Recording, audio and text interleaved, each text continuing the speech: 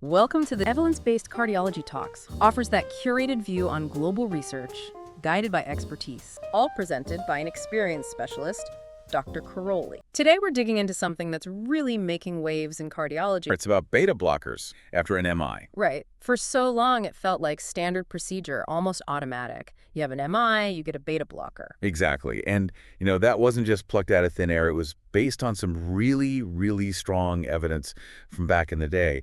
They were seen as absolutely crucial for, reducing the risk of bad things happening down the line. But things have changed, haven't they? How we treat MIs now is different. Massively different. We've gotten so much better at the immediate treatment, restoring blood flow quickly, reperfusion therapies, we call them.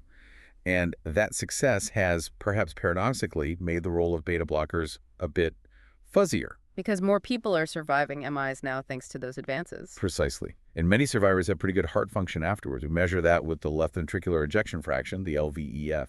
Okay, so the big question we're tackling is, do all these survivors, especially the ones with good LVEF, still get that same major long-term benefit from beta blockers? That's the core of it. That's what we're aiming to unpack today. For decades, it was almost a given. Beta blockers, post-MI, yes, please. A no-brainer, almost. Pretty much. But modern treatments, especially reperfusion, have really changed the landscape. So now, if your heart function is preserved, the long-term added value of beta blockers is, it's much less certain. It needs a closer look. We're going to look back at those key studies that really cemented beta blockers' role initially, the pre-reperfusion era stuff. Then we'll compare that to the more recent research, from this modern treatment era. And we'll see where the guidelines are now and maybe where they're still a bit ambiguous, hinting that we need a more tailored approach for each patient. Okay, sounds good. Let's start by winding back the clock. Before we had things like PCI and widespread thrombolytics, what was that early evidence that made beta blockers seem so essential? Oh, it's compelling, no doubt about it. We're talking mainly the 1980s here. Several big randomized controlled trials, RCTs, showed really significant drops in mortality, people dying, and also morbidity, so things like having another heart attack. Can you give us some names, the heavy hitters from that era? Absolutely. One you always hear about is the Norwegian Multicenter Study Group, NMSG. Yeah. Huge impact. They reported something like a 42.5% reduction in all-cause mortality over nearly 3 years for the beta blocker group. Wow, 42.5%. That's massive. It really is. And it wasn't just overall death. They saw a big drop in sudden cardiac death, too, across different age groups, and fewer people having another heart attack. Right. Really strong signals. Okay, what else was there? Well, there was another study looking at giving metoprolol intravenously right at the time of the acute MI. That one showed a 36% reduction in all-cause mortality. Wow. Also very impressive. So early use seemed key, too. It seemed beneficial, yeah. Then you had the BHA trial. It's the B blocker heart attack trial. They used propranolol and also found a significant reduction in mortality, particularly cardiovascular mortality, lower rates of death from heart-related causes. So study after study pointing the same way. Pretty much. And even a bit later, the Capricorn trial, this was early 2000s, focused on patients who already had some heart muscle damage, an LVEF of 40% or less. It showed carvedilol cut all-cause mortality by 23% and also reduced cardiovascular death and non-fatal MIs in that specific group. And then if you pool the data together, like Fremantle and colleagues did in the big meta-analysis, they looked at over 24,000 patients. They found about a 23% reduction in long-term mortality risk and fewer recurrent MIs overall with the beta blockers. That seems pretty definitive. It did at the time. They even made this interesting calculation. The number needed to treat, how many people need the drug to prevent one event. And their analysis suggested beta blockers might actually be more effective than aspirin-like antiplatelet drugs at preventing death. That was a really powerful statement. Okay, I can see why they became standard of care. But you hinted earlier, these trials weren't perfect. What were the limitations we need to keep in mind? That's crucial, yeah. These were often done in quite controlled settings, very strict rules about who got in, who didn't. So maybe not perfectly reflecting the broader mix of patients we see day to day. Right, the real world is messier. Exactly. And many included patients who'd had pretty big heart attacks, significant damage to their left ventricle. Some focused specifically on giving the drug intravenously right at the start. Which might not apply to everyone getting oral meds later. Correct. And a big one, they often didn't break down the results based on the type of MI, or crucially, by the LVEF level, especially for those with preserved function. Plus, different studies use different beta blockers, different doses. It adds complexity when you try to generalize. So lots of caveats when looking back, but Despite that, the sheer weight of that positive evidence from the pre-reperfusion era was immense. It heavily shaped clinical guidelines for decades. Right up until around 2013, major guidelines, like from the AHA-CCF, basically said all post-MI patients should get beta blockers, often long-term, pretty much irrespective of their LVEF. Oh, okay, so that was the standard for a long time. It really was. Even the 2013 STEMI guidelines had for a specific, serious type of heart attack recommended beta blockers for almost everyone at discharge. All right, that sets the stage perfectly. Now let's talk about the shift. How did the arrival of reperfusion therapies, the clot busters, and the angioplasty procedures start to change this picture? Well, these therapies, things like thrombolytics and especially PCI, percutaneous coronary intervention, along with other drug advances like ACE inhibitors and statins, they just dramatically improved outcomes. People had smaller heart attacks, recovered better. Which is obviously great news. Fantastic news. But it naturally led to the question, if we're saving so much heart muscle up front, do beta blockers still add the same protective layer afterwards? It's like the early studies were done when patients had less effective initial defenses. Beta blockers were like essential armor then. But now, with better initial armor from reperfusion. Exactly. Do we still need everyone to wear that extra beta blocker armor long term? Especially if the initial damage was limited. And that leads us to that 2014 meta-analysis by Bangalore and colleagues, I imagine. That sounded important. Hugely important, a real turning point. They pulled data from over 60 RCTs, and the key finding was this interaction with reperfusion. They confirmed the benefit, lower mortality, fewer recurrent MIs in the pre-reperfusion studies. Okay, confirm the old data. Yes. But, and this is the kicker, in the studies done during the reperfusion era, they found no significant reduction in mortality associated with beta blocker therapy. No significant mortality benefit. That's huge. How did that shake up the guidelines? It definitely made guideline committees pause and think. You saw a shift. For instance, the 2014 AHA-CCF guidelines for NSTEMI, it's another type of MI, started emphasizing beta blockers more for patients with reduced LVEF, where the evidence still seems stronger. But for patients with normal LVEF, well, the recommendations became less clear-cut. They acknowledged the evidence was weaker in this modern treatment context for that group. Okay, so the certainty started to erode, especially for the preserved LVEF group. Let's zoom in on that group now. What have the more recent randomized trials, specifically looking at post-MI patients with good heart function, told us? Right, this is where things get really interesting. We've had several important RCTs focusing here.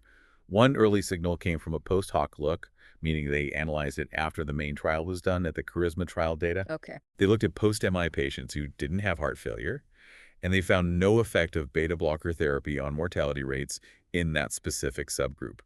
Not definitive, as it wasn't the trial's main goal, but suggestive. A hint that maybe the benefit wasn't universal. What about trials designed specifically for this? Yes. Take the Kapil RCT from Japan.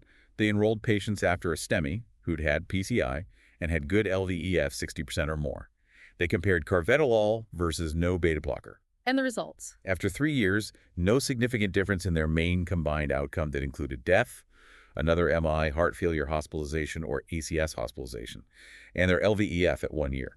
Also, no different between the groups. So in patients with quite good heart function post-PCI, that trial didn't show a benefit for the beta blocker. Pretty much, yeah. It definitely adds weight to the questioning of routine use in that specific population. Okay, what else? Then we have the REDUCE AMI trial. This one's quite recent and significant because it was the first RCT specifically designed to look at revascularized post-MI patients with preserved LVEF. They defined it as 50% or greater. The exact group we're interested in. Exactly. And what did they find? After about 3.5 years of follow-up, no significant difference in all-cause mortality between the beta blocker users and the non-users.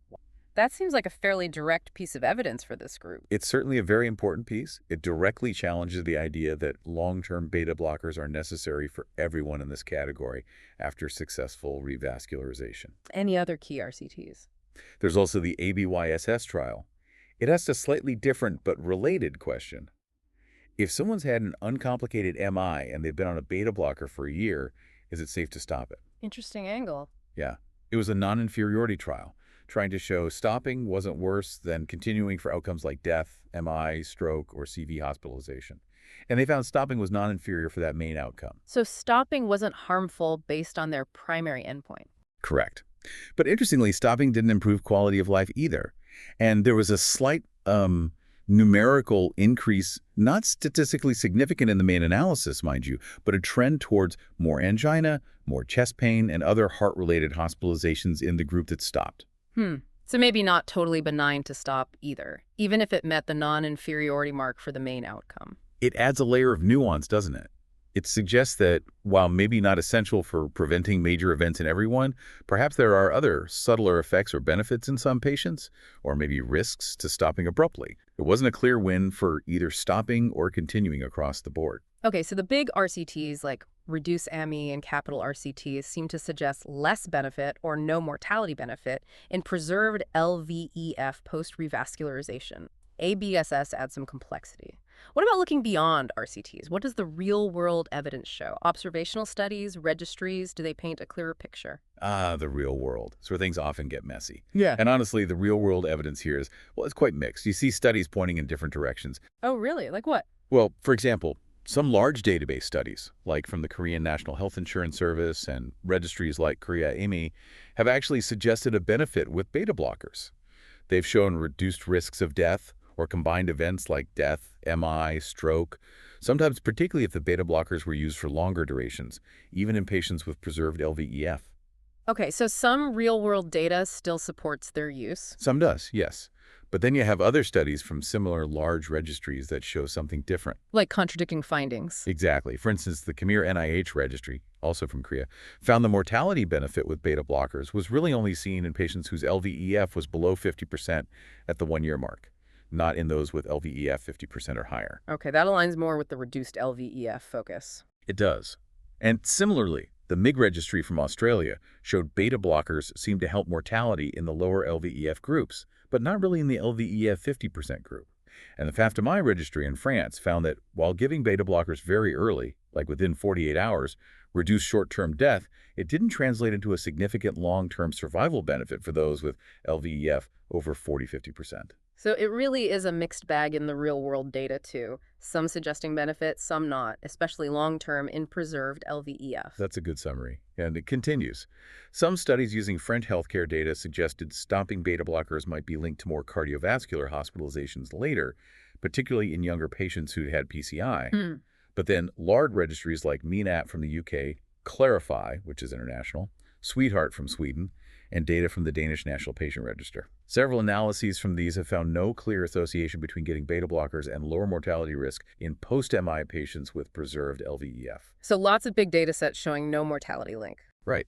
And then there was this one study using U.S. Medicare data, CMS-CCW, that had a really intriguing, maybe concerning finding. It suggested that being on only a beta blocker compared to being on all the recommended secondary prevention meds was actually associated with a higher risk of death, especially in patients with diabetes. Higher risk. Just being on the beta blocker alone, that's counterintuitive. It is. It raises questions about whether it's a marker for less optimal care overall, or if there's something else going on, but it certainly doesn't support beta blocker monotherapy as being sufficient. Okay, so RCTs leaning towards no benefit in preserved LVEF, real-world evidence is all over the place. What happens when researchers try to combine all these studies in meta-analyses? Does that clear things up? You'd hope so, wouldn't you? But unfortunately, even the meta-analyses reflect the underlying inconsistencies. Still conflicting. Pretty much. Some meta-analyses do report a positive link. They find that using beta blockers is associated with reduced all-cause and cardiovascular mortality after MI, and they sometimes report this finding holds even in subgroups with preserved LVEF or those who got revascularization. Okay, so some meta-analyses support the benefit. Yes. But then, other meta-analyses looking at seemingly similar questions find no significant reduction in mortality, or in major adverse cardiac events, MAC, or in recurrent MIs, specifically when they focus on patients with preserved LVEF, or those treated with PCI in the modern era. It's genuinely confusing. You have meta-analyses reaching opposite conclusions on essentially the same topic. It is confusing. It highlights just how much variability and, frankly, uncertainty still exists in this area, even when trying to synthesize all the available data. So why? Why are we seeing such wildly different results across all these different types of studies, RCTs, RWE, meta-analyses? What are the underlying reasons for this conflict? That's the million-dollar question, isn't it? There are likely multiple factors playing a role. Let's start with the recent RCTs, like reduce ANOW. Okay. While important, some have limitations. They might have been underpowered, meaning they didn't include enough patients to reliably detect a smaller but potentially real benefit if one existed. Some were open label, meaning everyone knew who was getting the drug, which can introduce bias. Right, expectations can influence things. They can. Also, many trials haven't adequately represented patients in that mid-range LVEF zone, say 40–50%, who aren't clearly reduced but aren't completely normal either. Generalizability can be an issue too. A trial done in one specific country or healthcare system might not perfectly apply everywhere, and sometimes the follow-up duration might not be long enough to see very long-term effects. Okay, so potential issues even with the gold standard RCTs. What about the real-world studies? You mentioned they were messy. Extremely messy, potentially. Observational studies are just inherently more variable. How they define patient groups, what outcomes they measure, it all differs. And the biggest challenge is always confounding. Meaning other factors that influence the outcome. Exactly. It's incredibly hard to fully account for why one patient got a beta blocker and another didn't. Maybe the ones who didn't get them were sicker in ways we can't measure or had contraindications. That can bias the results, making beta blockers look better or worse than they really are. Unmeasured factors. Precisely. Plus, these studies often lack crucial details, the exact type of MI, how bad the artery blockages were, which specific beta blocker was used, the dose, and the statistical methods used to try and adjust for differences can vary. Composite outcomes, lumping different events together, can also muddy the waters. And registry data itself has limits. It does. While powerful for large numbers, event tracking might be less rigorous than in an RCT. Information on important factors might be missing. We often rely on prescription data, which doesn't tell us if the patient actually took the drug or took it correctly. So a lot of potential pitfalls in interpreting RWE, and the meta-analyses just inherit these problems. Largely, yes. Huh. A meta-analysis is only as strong as the studies it includes. If the underlying studies have limitations or biases, the meta-analysis will reflect that. Sometimes they mix older pre-reperfusion studies with newer ones, which we know is problematic. Right, the context matters hugely. It does. And there's often significant heterogeneity, meaning the included studies are quite different in their populations and methods, which makes combining them statistically tricky. Definitions can be inconsistent too, what counts as long-term use, for example. And publication bias is always a potential concern. Studies showing no effect might be less likely to get published. Okay. It's abundantly clear why the evidence is so complex and often contradictory. It makes perfect sense now that this leads to uncertainty in practice. How is this reflected in current clinical guidelines? Well, as you'd expect, this conflicting evidence base has led to noticeable variability in the recommendations from major cardiology societies around the world. The ESC in Europe, AHA-ACC in the US, groups in Australia and New Zealand. They don't all say exactly the same thing anymore. How do they differ? Mainly in the specifics around LVEF thresholds for recommending beta blockers, and for how long therapy should continue post-MI, especially in those with preserved LVEF. Some guidelines might still lean towards broader use, perhaps for a shorter duration like 1–3 years, while others are more explicit about limiting long-term use primarily to those with reduced LVEF or other specific indications like angina or arrhythmias. So less of a unified global consensus than there used to be. Definitely. And this guideline variability, driven by the evidence uncertainty, naturally results in different prescription patterns you see globally. Different doctors, different hospitals, different countries approach it slightly differently. Are there studies ongoing that might help clarify this? Yes, thankfully. There are several important large RCTs currently underway, like DanBlock, BetaMI, and Reboot. They are specifically designed to address this question of beta blocker benefit or lack thereof in post-MI patients with preserved LVEF in the modern era.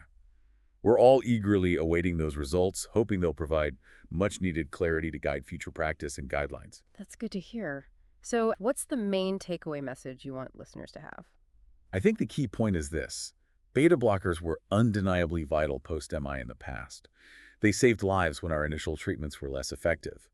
But in today's world of rapid reperfusion and better overall care, their role, especially for patients who come through an MI with good heart function, preserved LVEF, is much, much less clear. The evidence supporting routine, long-term use in everyone just isn't as strong anymore. It's complex, it's conflicting. So what should clinicians and maybe even patients be thinking about when it comes to making treatment decisions after a heart attack? It really pushes us towards a more selective, more individualized approach. We can't just apply a blanket rule. We need to look carefully at the individual patient. What is their LVEF? Do they have ongoing symptoms like angina? Do they have heart failure, arrhythmias? Other reasons they might need a beta blocker. Weighing the pros and cons for that person. Exactly. Weighing the potential benefits which seem less certain for mortality reduction in preserved LVEF against the known potential downsides. Side effects like fatigue, dizziness, impact on exercise tolerance, plus the burden of taking another pill every day, potentially for years. And for patients already on them without a clear ongoing indication like low LVEF. Well, the evidence, like from ABOSS, suggests that carefully considering stopping the beta blocker after a period, maybe a year, in stable, uncomplicated patients with preserved LVEF is a reasonable discussion to have. It could simplify their regimen and reduce side effects. But, and this is important, the decision needs careful clinical evaluation and discussion between the doctor and patient.